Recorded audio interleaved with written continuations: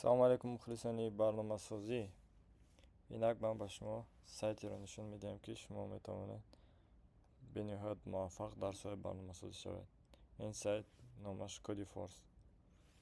Агар шумо аз аввал оғоз карданӣ бошад, масалан ҳалли масъаларо, вақте ки шумо ин сайтро мекушоед, сайти Codeforceро, ин масъалаҳо пайдо мешавад.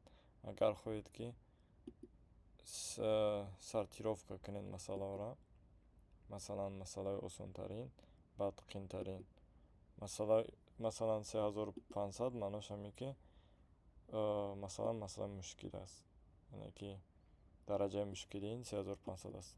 Аз ҳама масъалаи осонтарини ин сайт масъалаи 800 мебошанд. Барои ҳамин чикор мекунанд шахсоне ки масалан забони англисиро намефаҳманд, мегиред масъаларо, ба копия мекунанд, ба ChatGPT мерен, ChatGPT-да масалан печат мекунед масъаларо, менависед translate in Tajik. اینجا ترجمه زبان تاجیکیش پیدا میشود. مسئله را میخوانید. اگر خواهید ChatGPT برای شما حل میکنه، اما برای مختن کوشش کنید که خودتون حل کنید. مسئله یکم. یک روز گرمی تابستون پتیا و دوستی او بیلی تصمیم گرفتند که تربوز خریداری کنند. آنها کلانترین و پخته‌ترین تربوز را با فکر خود انتخاب کردند. پس از آن تربوز را وزن کردند و ترازو نشان داد که W کیلوگرم است. آنها زود به خانه شتافتند، تشنگیشان را حس کردند، تصمیم گرفتند که تربوز را تقسیم کنند. اما آنها با یک مشکلی سخت روبرو شدند. پتیا و بیلی مخلصان رقم جفت میباشند. بنابراین آنها میخواهند که تربوز را چنین تقسیم نمایند که هر دو قسم وزن رقم جفت داشته باشد. همزمان حتمی نیست که این قسم ها برابر باشد. پسران خیلی خسته شدند و میخواهند هر چه زودتر خوردن تربوز را سر کنند. از این رو شما باید با آنها کمک کنید و معین کنید که آیا تربوز طوری قسم کردن ممکن است که هر دو قسم آنها وزن رقم جفت داشته باشد. البته هر یک قسم باید قسم وزنش مثبت گیرد. مقصد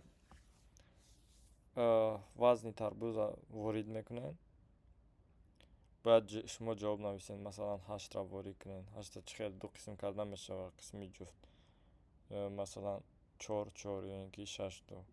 برای همین جواب yes برآوردن در کار. اینکه 3 باشه نه. انا کنون دوستانی عزیز با آنلاین میتونید اگر شما ردکتوری پیتون داشته باشین کار کنید بمونید.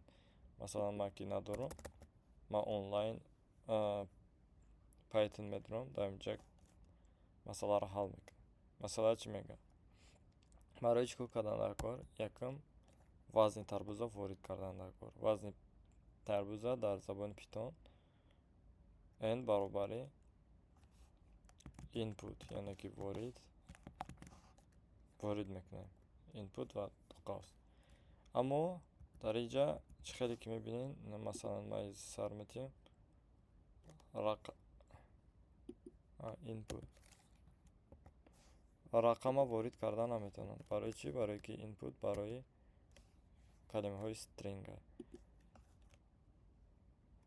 یعنی که وزن تربوز چه عددی بتونه، برای همین ما باید که integer نویسم پیش input. مثلا ما وزن تربوزا میبرم 34 کیلو. در پایان بینید. انا کنون چیکار کردن در کار؟ проверка کردن در کار. مثلا تربوز 1 کیلو باشه، اگر با دو قسم تقسیم کرده میشه؟ نه نمیشه.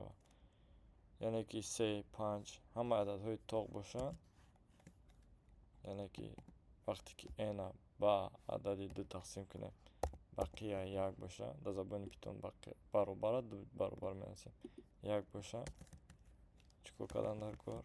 پرینت و کلمه نه رو در درون قوس آوردن در کار. و اگر این مثلا 2 هم باشه ما نمیتونیم 2 را به 2 قسمی جفت تقسیم کردن نممکن است. برای همین اگر این برابر 2 باشد هم من یک بار ایف موندم، دیم بارا باید که الیف مونم. الیف معناش وگرنه، یا که در زبان C++ else if. print no. در دیگر حالتا مثلا اگر که رقم ما 4 باشه، 6 باشه، 8 باشه، 10 باشه، من میتونم چیکار کنم؟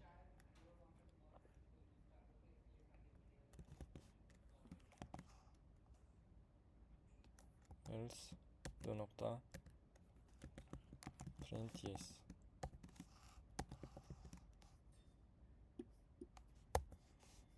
مثلا پرویکا میکنیم 1 نه نمیشه، 2 نه نمیشه، 3 نمیشه، 4 میشه، 2 با 2.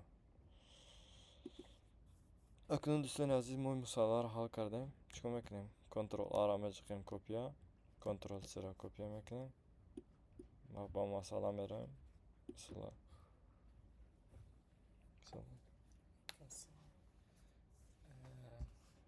تا اینجا سبمیت میکنیم.